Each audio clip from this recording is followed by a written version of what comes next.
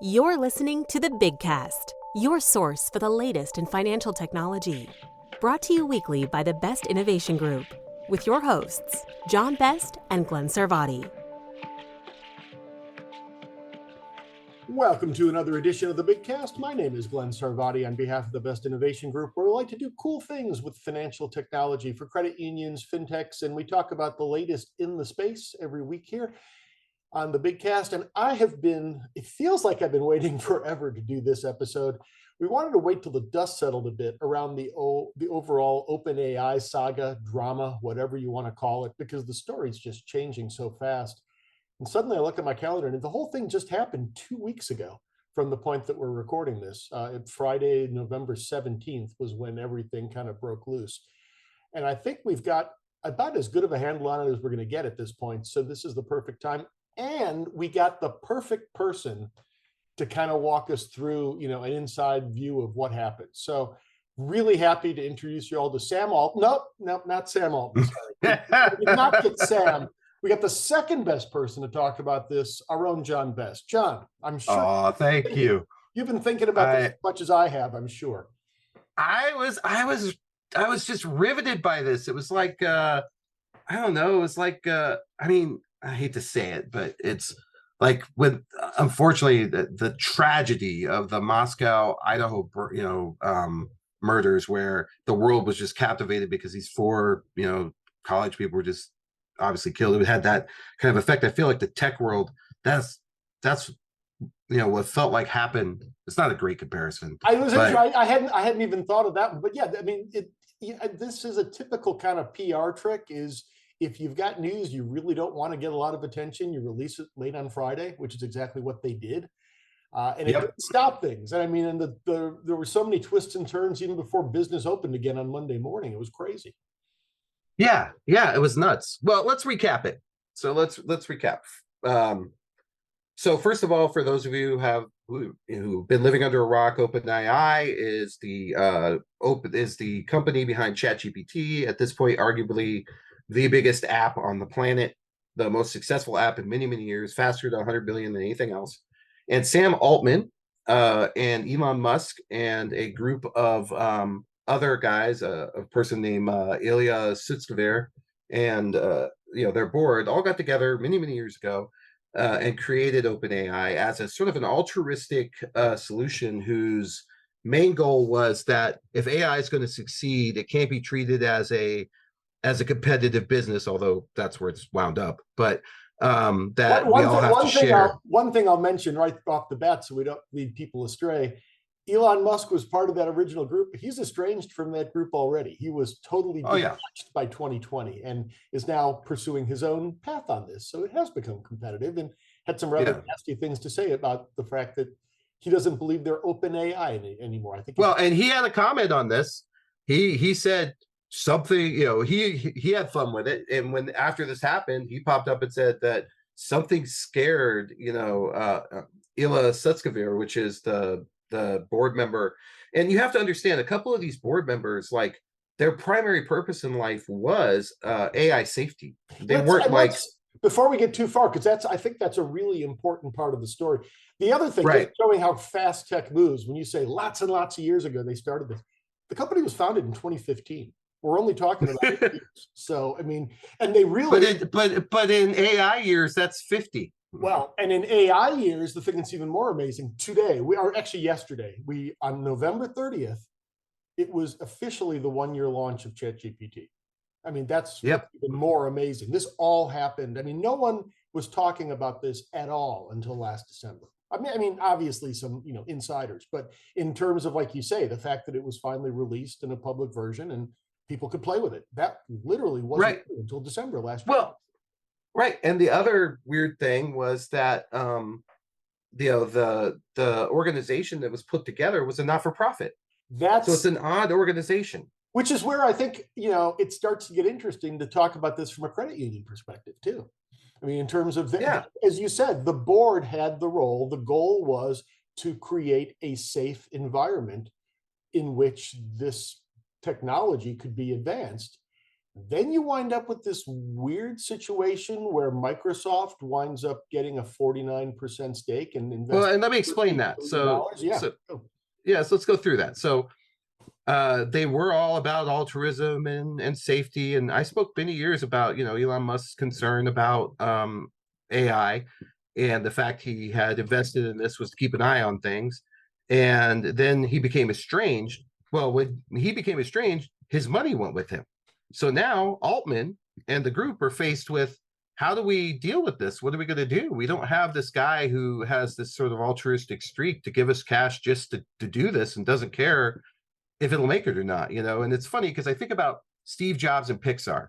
He was busy building Apple. And with the Pixar guys, he saw something there, he liked it, and he never interfered. He just kept giving them money, which is, I think, what they felt like was going to happen with Musk. But then once he boogies, now they got the problem of, oh my God, we don't have this funding anymore. We have all these people. And so Sam, who came from Y Combinator and was very successful as Y Combinator, also, as we've learned, recently, very charismatic sort of leader, very, really good leader, obviously, especially if you get fired and your whole staff threatens to walk out with I was you. going to say the one thing we also learned is he was asked to leave Y Combinator. So yes, good guy, but a lot of these same things, not nearly as contentious, but a lot of these same things played out when he left because he started getting involved in other projects, and they felt like he wasn't spending enough time on the core. I don't want to get you off.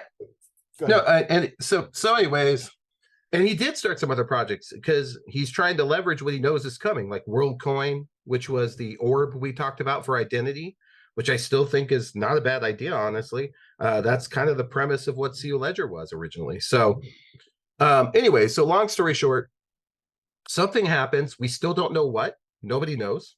And the board, last minute, sort of decides that they have enough people that agree with this, that they need to let go of Sam Altman. And so they decide to do this within this didn't happen like weeks and weeks. This was like within a day or two, this all kind of came together. And let's pull back from that a bit again, because just to set the context, it's not only a weird board in terms of the composition of the board. It was only 4 people. The board had been shrinking over time, and that's another thing that I have not been able to sort out. Nobody seems to know why people were leaving and not being replaced. But we were down to 4 people. And as you pointed out, their original goal, or not their stated goal, not just their original goal, was to provide a safe space and make sure that we had guardrails. You didn't have regulation, but you had another entity that was supposed to be looking after doing this in a safe fashion. At a minimum, 2 of the members of the board, really that was their entire expertise. The whole notion of effective altruism, which was the governance model, and they were more academics on this space. The part that I find fascinating is it was a woman named Helen Toner, who is from Australia, Tasha McCauley, who's involved in the Silicon Valley startup world, but again, much more kind of low key behind the scenes. And then they had 2 people, Sutskever, which you mentioned, who was one of the founders of OpenAI, and a guy named Adam D'Angelo, who's the CEO of Quora. Now, they agreed that it was time to fire Sam Altman. So which means, and no one's ever said it was unanimous. No one knows. But I think no one knows. Yeah. I think we can safely assume that the 2, Helen Toner and Tasha McCauley, given their role and kind of general perspective, were probably in the he's got to go camp. They must have convinced one of these other 2 as well. That's where I think it's really interesting. That's exactly what happened. They finally got this consensus because of the rest, and then Brockman knew about it. So the CTO of OpenAI, a guy named Mira Murati, was called Thursday night. That's a woman. Sorry, a woman. Yeah, thank you. Was called Thursday and said, "You're the new CEO." Yeah, why? Where's Sam going? Oh, don't worry about it. He's got a trip scheduled. It'll all be good. And that was Thursday night. Then on November 17th, 16th, which is the Friday, about later in the day, they just do a small announcement, a weird announcement that just says, we decided to part ways, and we're as the interim CEO, and more to come, and we're excited. But then Microsoft. You made that comparison to to the situation in Moscow, Idaho. The thing that it reminded me of, I still remember where I was late on a Sunday night watching the CBS, like this was like the 11:30 at night news, not even like the regular news. And all of a sudden, I don't think it was Dan Rather, whoever it was, this just in, Mikhail Gorbachev has been replaced as the head of the Soviet Union. We'll be back after these messages. Yeah. It was and then the Politburo was totally ill-equipped to actually follow up on what they did, which is exactly what happened here the next day when it's like, apparently they thought that the OpenAI's communication and PR organization would then do their work. They had done no other work in terms of the communication aspects of this. And the rest of the organization said, no, what are you doing? Right. Yeah, what are you doing?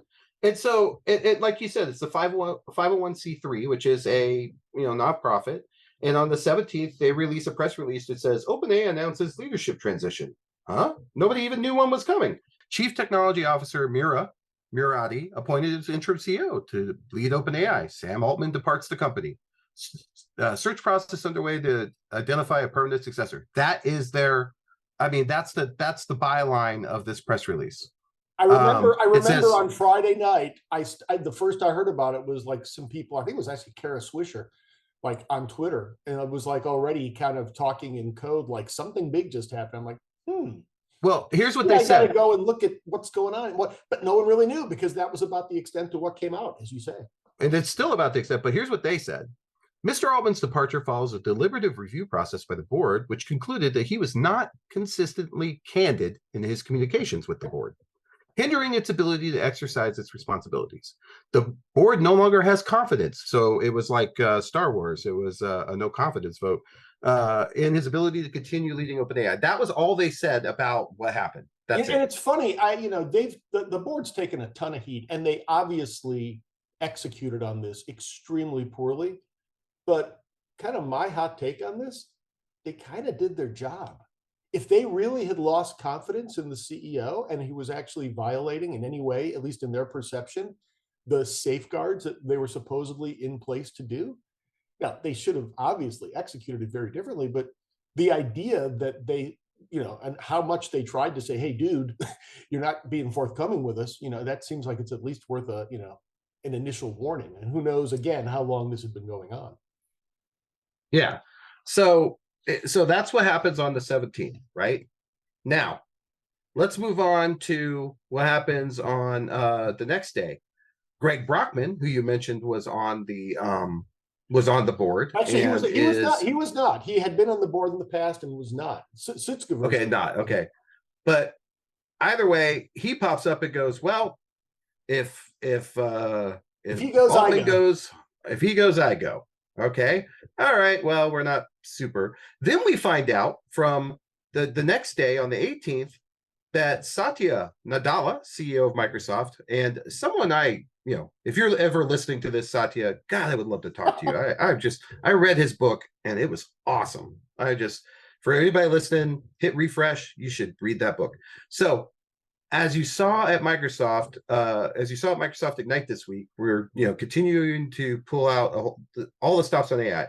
But basically, he says, we find out through back channels they weren't given any notice. This is a company no one told us either, which again is just mind-boggling. And again, not just well, let's go back. How much did Microsoft put into the company?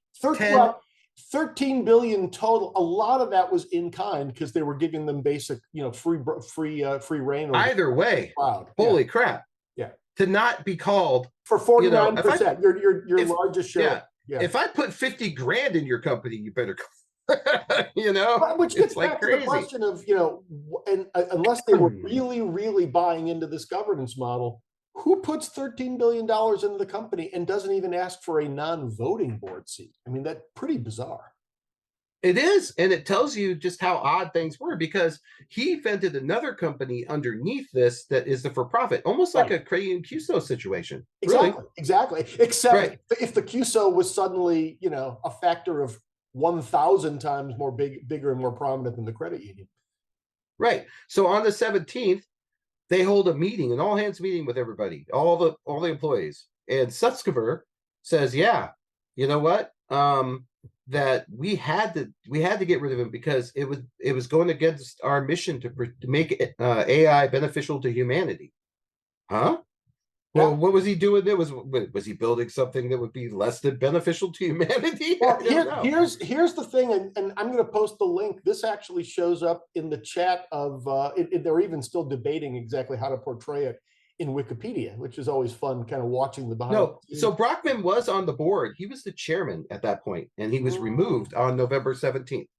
Brockman got a text from Sutskever shortly after noon, and he was demoted. I thought that was the case. He was demoted by them on a Google Meet. How do you do that? That's weird. Okay.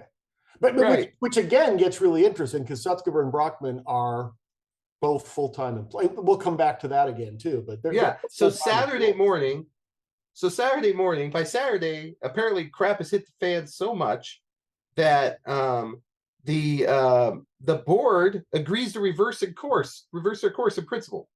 We'll re-sign Altman and allow him to return. However, it missed the deadline. But then the guy Sam Altman posts a picture or a little video, maybe a TikTok. I don't remember which one it was, but it's him getting a guest badge. Yes, at OpenAI, which was to was negotiate the terms of his return. So over the Possibly. weekend, my assumption was, okay, this is all going to get smoothed over, and by the time the office opens on Monday morning, it was all just a weird fever dream. But no, right. So the planned sale of OpenAI's funding, right, which would have amounted to almost 86 billion, it would have been the employee shares. Now that they don't expect that sale, which was Thrive Capital, or if it does, it'll be a lot lesser. There's a great way to tick off your employees too. My liquidity has suddenly vanished. Yeah, so now they say that, right? And then all of a sudden, all the people at OpenAI are freaking out. They're like, "What are you talking about?" It took us all by surprise. They had no idea what's going on. Like, and these are guys like you can't find AI talent. AI talent is not something that just it's a nobody. Stuff is so new and so. Which is exactly why they set up that for-profit entity, because they couldn't compete for the AI talent that they needed. What I've read is that people who were buying into the overall mission were still accepting a below market rate to go work at OpenAI because their equity was capped. But by creating this separate for-profit entity, they were able to give them some stock options. And by doing that, even though it might not be as lucrative as some of the other opportunities out there, they were able to at least get within shouting distance of what they could make in the quote unquote open market. Right. So on the 20th, almost 500 of OpenAI's employees signed a letter or put a letter out there that says they're going to quit unless the board resigns and gets back Altman. And by later that day, it got to 650. My favorite part of that is one of the people who signed that letter. Mm-hmm. Oh, is Ilya Sutskever. Sutskever signed it. And he tweets out, "I deeply regret my participation in the board's actions. I never intended to harm OpenAI." Which again gets really interesting because we haven't talked about there's one other board member that's left. It's like, okay, so what was the vote, guys? Come on, this is tell us. Well, I'll hold off because this is kind of the follow on what the new vote looks like. Go ahead. But before we get there, on the 19th, between the 20th, Altman. First of all, two things happen. Altman gets a job at Microsoft. Satya's like, that's the guy. You're out of order there a little bit. The whole idea of him coming back, for whatever reason, again, we don't know the details, fell through. Right, Whether he was pushing too hard for something or he wouldn't agree to something the board wanted, but he basically, and that was the funny one that my wife was the one that broke the news to me on Monday morning. Yeah. This guy Altman's coming back. I thought she was pranking me because she doesn't care about it. Because it'd been back and forth and back and forth and back and forth. So then while in the interim, the OpenAI goes out and gets Emmett Shear. Do you know what he was the co-founder of? I've forgotten. They announced him as the interim CEO. It's Twitch. He is going to be the best footnote trivia question at some point in the near future. Yes.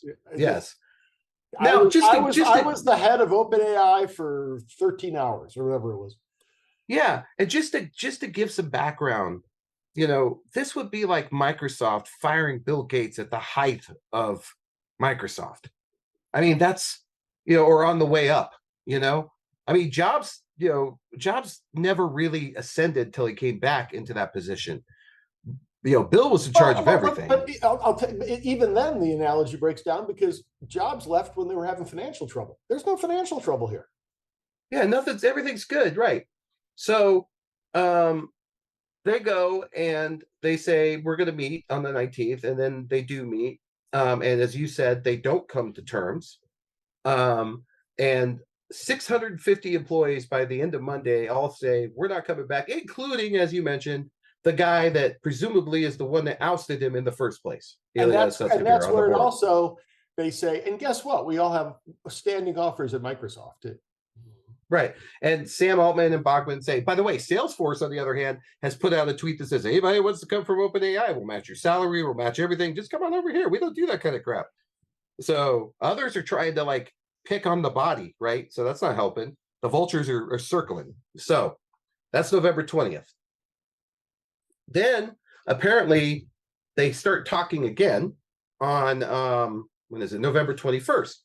And somehow they reached an agreement in principle for him to come back. And his new board will include the sales. Interestingly enough, after Salesforce did what it did, it'll include the former Salesforce chief executive, Brett Taylor, Larry Summers. So they still have. Larry Summers also was pretty engaged, as I remember, with Oracle, if I remember right. Some reason I associate that name with Oracle. I think the role that he plays in this one, in my mind, is he's got an academic background too. So they can still argue that they've got somebody from outside the pure Silicon Valley circle kind of minding the shop. And plus, I mean, it would be very hard to argue that they don't have heavier weight people now. Yeah, I think I got Larry Ellison in my head. You're thinking Larry Ellison. That's right. But Larry Summers, I mean, former Fed official, former president of Harvard. I mean, he's heavy. Yes, all that stuff. Microsoft now has an observer seat. They still don't have a vote, but they're at least in the room, so they're not going to get surprised by this. We find out that Microsoft gets and you still have the Quora founder. Well, that's what I was going to say. That's the interesting thing to me is there's only one holdover from the prior board. Adam D'Angelo, CEO of Quora and co-founder of Quora. So now we're back to this question. Okay, if they were comfortable keeping him on the board, did he vote to oust him? Where did these votes come from? It's very weird. You wouldn't think that somebody who just voted 3 days ago to fire me would be back on the board that I probably had the control of actually, basically kind of. By the way, selection. Again, Satya, if you're listening, I am happy to be the board observer on behalf of Microsoft. I promise you, I will do an awesome. You'll never be happier than hiring me to go and do this because I'm so curious. I'll hang on every word they say. I will write you full, 150, 250 page books about what happens. I just would love to be a fly on the wall in this place because it sounds crazy. So, and then speaking of a fly on the wall, the one thing that, in terms of why they let him go, and again, I started to mention that they're starting to work on this. It's still in process on the Wikipedia page where we're going to post a link. There's rumors, it has not been confirmed, that there is a project within OpenAI called Q, and I think you're more familiar with that than I am. But the rumor is that it had actually realized some level of breakthrough in artificial general intelligence, which in theory would be one of the areas that might get a little more scary in terms of the effective guardrails and safeguarding of this technology. And the belief seems to be that maybe that's where he wasn't forthcoming with the board, that he wasn't giving them full information of the advancements they were making. Don't know, but that's the story that at least is being kind of bandied about and kind of makes a little bit of sense in terms of what could cause them to lose confidence. So ironically, Ilya Sutskever had just finished 1 week ago a TED Talk about here's the title of the TED Talk, The Exciting Perilous Journey Towards AGI. So he gave a TED Talk on this 1 week ago. which apparently blindsided the board. Maybe. I don't know, but this was Ilya who did it, the board. It was the guy. Good point. And so he does this TED talk, and now you could go back and listen to it, interestingly enough, sort of, I don't know, posthumously, I guess, after the fact, sort of with hindsight. But it's fascinating because Altman had actually just completed a very big podcast interview with the group from Hard Fork, who, by the way, if you're not listening to Hard Fork, I absolutely encourage you to listen to Hard Fork. They're amazing. So Hard Fork Podcast had him on, and they were going to publish that podcast, but they didn't because he's not the CEO anymore. They don't know what's going on. Oh, so that one never got aired, or is it out there now? It did. It got aired. It's out there now. I was going to say that would. It's that would seem fascinating. Yeah, so we'll post links to both of those. I have not seen the 2 days later, 2 days later, he's fired before they even get a chance to post the interview. So that was interesting, on the crux of it. I was like, wow, that is pretty crazy. So we went ahead and, I was following all this just with such incredible curiosity, because at the end of the day, where's this end up? So my last question's for you. I figure we have about 5-10 minutes left of this. So here's my question for you. Does this hurt or help? Oh, let me get back to the Q thing. We should talk about the Q thing. I'll go there. Okay, Q. So as you know, I spent the last couple of years in doing some work in robotics. One of the biggest, most important things, technology AI-wise with robotics, is something called reinforcement learning. So reinforcement learning is very interesting, because what reinforcement learning is, and I'll give you an example. I was working on a reinforcement learning type process, and the way the reinforcement learning would work is I had a bunch of virtual dressers. Okay, they're in virtual reality, but at the same time they're exactly like a dresser. Their hinges have the exact friction that it would have, when you pull the dresser out, all that kind of stuff. And then I had a robot. And basically what I was saying is, hey, robot, we're going to do a round of everybody trying to open this door or open this drawer. And the goal is to open the drawer and to have it open, put this thing in there, and then shut it. And everybody can take whatever approach they want. And these things are hilarious to see. The first round is like, it just looks like a bunch of idiots just flopping around some of them trying to open it with their head, like crazy stuff. But then whoever gets closest, because the reward is based on, did your hand get close to the handle? Did you get close to opening it? So all the other approaches are thrown out. And then now we take the best approach that won in that round, and we all try from there and do it again and do it again and do it again. And what ends up happening is we get really, really good at it. So that's part of what they were kind of getting out, is what the reinforcement learning, portion of it was everybody's been concerned about with everybody's concerned about ChatGPT or whatever using our data to train again, and there is information about that. But reinforcement learning is decision making at its core. It's really about what's the best behavior in a particular environment to get the best reward, and that reward is really important. So in my case, the reward was successfully opening the drawer.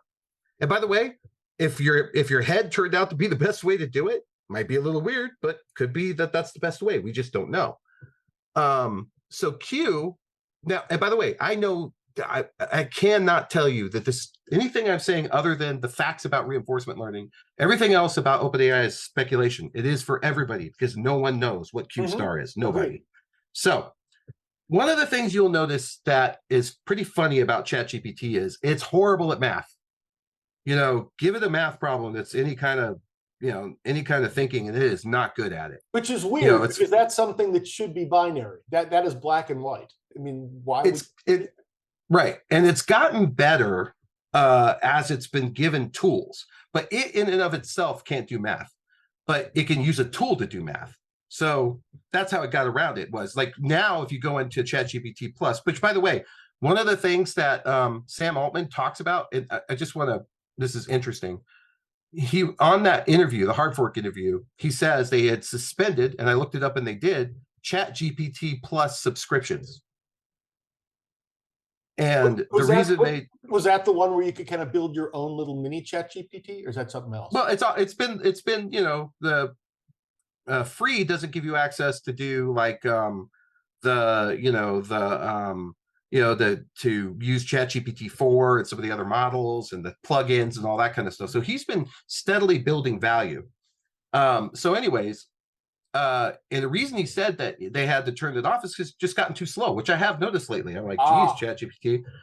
One of the most amazing things to me about this technology as I've had time to reflect on it, is the speed at which it consumes information. I could put like a 50-page document in there. If it's capable of, if it's token size is such that it can handle it, it will instantly discern that 50. It immediately starts saying and blah, blah, as though it read the whole thing. And that's freaking crazy to me. So, but math it's never been good at.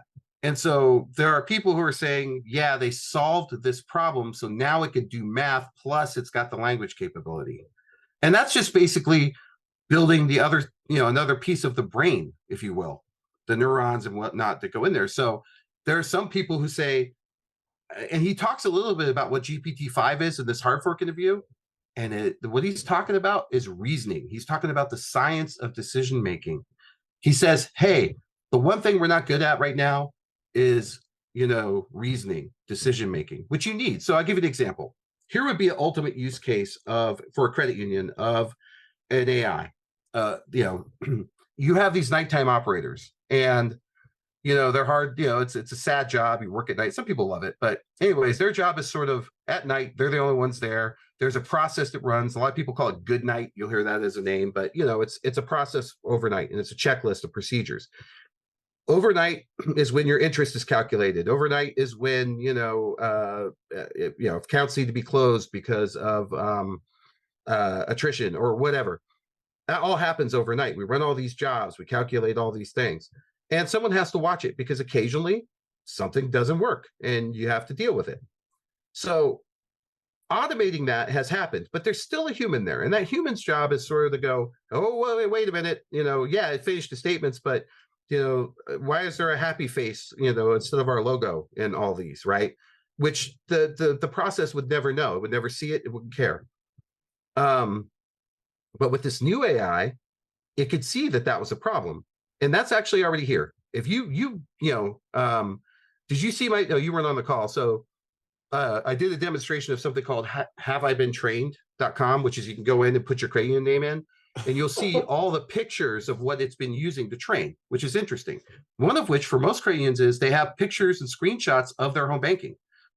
This Q-Star thing, nobody knows what it is, but there's a lot of discussion around the idea that Q-Star is some sort of AGI breakthrough, the advanced general intelligence, the idea that it can reason. And it's interesting because reasoning again is not necessarily a I think that because we're now just getting into this, there's a lot of conflation between terms like consciousness, sentience, and reasoning that we sort of conflate together as, oh, it's sentient, it can reason. That is not true. Everything has a form of reasoning. It's how it goes about it. And, it's only going to truly be sentient when it is self-aware. And good point. So anyways, so one of the things I was saying is that folks need to be checking this out. Like, for example, the idea that this thing can now start, running at night. So the idea that you're running an AI operator, and it finds that smiley face. And I sent you an example. Like, I went to Have I Been Trained. I put a credit union's name in, and provided they'll let us use this, which I think they will, but I'll just keep it off. So it'll be a surprise for you. You'll have to go look. But I put the credit union's name in, and it popped up some results. And one of them, I believe, is a training. It's because this Have I Been Trained is really only for like people who have books like me and artists right now. It doesn't have like text. This is very important because this is what we've been talking about. This is where, how do we grow the organization, the credit union, without growing the staff? Well, you get to be a bigger credit union, and you need more of those overnight. Just one person can't handle it all because there's a bunch that's happening now. Now you're running statements for your QSOs and all this stuff, So the idea that this thing could operate and make a decision. So what's it going to do? It's going to go, okay, this is wrong. I'm not going to let it out the door. And possibly, this is the scary part, it will fix it. That's where the game then changes. It decides what you let out the door. It's right. making And so, right. So that's if that's what Q star is, and I have no idea, let me be very clear, is at the time of this recording, no one has any idea. But that's what people thought it was. Now, why would it scare these guys? Well, if that's true, and suddenly it can do a lot better with math, but it could decision, then what if it makes a decision that it could decide that, well, I think that instead of happy faces, I hear that porn makes people happy. And I know my overall goal, based on the mission statement of the organization, is to delight and entertain and help our members with their financial health. Well, I think porn would delight them. And so it decides to put that on the e-statement. I'm using a very extreme example. I'm just trying to get people's attention. But that's what people are concerned about. Yeah, well, that's what people are concerned. I mean, I don't think they're concerned about that specific thing, but they're concerned about it making decisions is a really big move. It's a really big move. And so it's interesting. Now, again, we know nothing. Literally, we know nothing. Here's what we do know to now. So here's where I wanted to end this. And I wanted to ask this question. Does this help? Does all this craziness help or hurt OpenAI? OpenAI or the cause of AI generally? You're talking about the... No, let's just stick with OpenAI. Just OpenAI. Oh boy, that's a good one. In the short term, I've got to believe it hurts. In the long term, if it actually opens up their ability to compete, and which is one of those really tough ones. I am a big proponent of guardrails, but if you put it's that whole argument you have all the time, unilateral disarmament. If you're the only one paying attention to the guardrails, I mean, we've had that was one of the things that came up about the way the board was thinking about these things. What if China just kind of throws caution to the wind and just kind of keeps moving forward? That's the thing. I think that this idea, the purpose of OpenAI, that ship sailed. It always was going to sail. We can't control everybody. We just don't, if that were true, then someone would have stopped us doing this. But let me just say this. Do you know who Phineas T. Barnum was? Is that like Barnum and Bailey? Otherwise known as P.T. Barnum. Oh, okay. And what is his famous quote you hear all the time? Is that either? And that is, there's a sucker born every minute, or don't underestimate the lack of intelligence. Which one is it? No, it's there's no such thing as bad publicity. Ah, okay, gotcha. And I think that's true here. I think that I think accidentally they're going to land even more solid. I think that all this just brought even more attention to them. Well, the one thing, it depends on your definition of better off, because I have to believe that, along altruism aside, I have to believe that part of the goal of this structure was also to say, government, you don't need to regulate us. Look, we're regulating ourselves. I think, well, that's a whole other discussion that we need to have. But yeah, I think we are clearly, and there was already a lot of movement in that direction. It's hard to imagine that this doesn't catalyze more movement toward government regulation of the AI space. And whether that's a good thing or a bad thing, I'll leave up to individual people's perspectives. But I do think it'll move in that direction. Companies tend not to like that. So depending on, again, how you're defining better or worse, that's one factor I think you need to consider. Well, let me, can I interest you in a few more, I think, appropriate P.T. Barnum quotes? Okay. The first one, which I think is really probably, really kind of represents Sam, is fortune always favors the brave and never helps a man who does not help himself. Tom Brady. I thought that came directly from FTX. Well, and even if it was Tom Brady, it was obviously Giselle. But then let me give you this quote. I find this fascinating. You're telling me that Tom Brady was quoting P.T. Barnum for a crypto app. Absolutely. There's an irony there that just goes even beyond this episode. Okay. Well, and it's interesting because one of the things that we talk about a lot is, will this AI sort of supplant supplant the supplant the new search, and I think it will. I think it's just a little longer tail. And then this last one, which I think is important, is no man ever went broke overestimating the ignorance of the American public. That's the one that I was talking about. Exactly. Yeah, exactly. And that's the scary one. That's when finally, that's the replay of kind of disinformation and kind of conspiracy theories and nothing draws a crowd quite like a crowd. I thought you were going to say a He's full of them. Vision.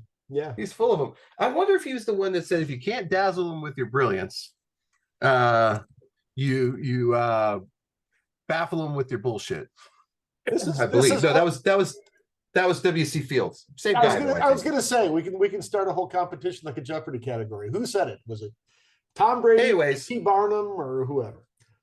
Anyways, the fact that this is such a big story, the fact that all of this is happening, it just underscores this incredible transition that we're going through. And I know you've said many times that you've never seen anything like this in terms of the potential, the trajectory, all of it. Never seen anything. One of the things I encourage you to do is go back to the town hall that I just did. I opened the town hall with a virtual version of myself. I heard. And I built that virtual version of myself by uploading less than 2 minutes of video of me just chalking. And if this is what it can do today, by next year, well, maybe John's here, maybe he's not. We just don't know. Well, we'll find out. We'll post a link to that town hall, but just as a preview, next week's episode, we're going to be taking highlights from that town hall and actually interspersing it with some other little bits of nuggets. So I think I was told, and unfortunately I was recovering from cataract surgery while it was taking place, so I wasn't able to. Which, by the way, we do have, we've all at Big, we got rid of the healthcare plans. We now just use ChatGPT and YouTube, so we can do your cataract surgery if you need it. If I'd known that, maybe I would have made it there in time. But we would have handled that. But I was told how great that one was. So I mean, I think we if we pull out some of the keys and kind of even expound on it further, I think it's definitely worth an episode. So that'll be next week's podcast.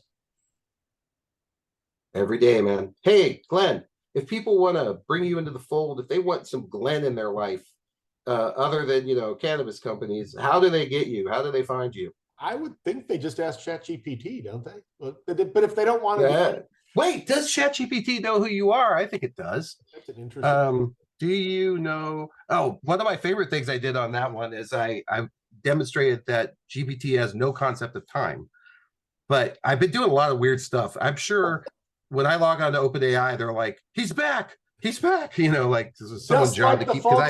Just like the folks at the Burger King drive-thru. Yes, he's back. But anyway, so where can they find you? Track me down on LinkedIn, Glenn Sarvati. You can find me at the Best Innovation Group website, big-fintech.com. Leave a comment there. We always love to hear from you. Absolutely. And you can find me at JB FinTech on X, I guess. You can also find me, anywhere fine, alcoholic products are sold. No, that's not it. Anywhere fine cannabis. Nope, that's not it either. I'm in Tennessee. You can find me on Big FinTech, and actually my speaking schedule is getting quite full for next year. It feels like we're kind of out of that. This is the downtime, but yeah, come springtime, you'll be out. Yeah, so look for a list of those at these various conferences and things, and I will certainly be taking this show on the road next year. Which reminds me, we owe a thanks to our sponsors at CUNA, which of course will be America's credit unions by the time the first of the year rolls around. And hopefully I'll be seeing you at the Government Affairs Conference, GAC, the first week of March. Glenn Sarvati is an established expert with over 25 years of experience in the payments and financial technology industries. He's the founder of 154 Advisors, a consultancy that provides actionable insights, data-driven analysis, and strategic formulation to financial institutions to help them navigate the rapidly changing payments landscape. This includes a focus on areas of subjects, electronics payments, digital wallets, consumer and the small medium business behavior, and customer segmentation. He's also, and I like this, been identified as a senior payments expert for Best Innovation Group, which suggests he may be involved in offering expertise in the realm of payment solutions within the innovative technology space catered to credit and other financial institutions. Additionally, Sarvadi was arrested in 1984.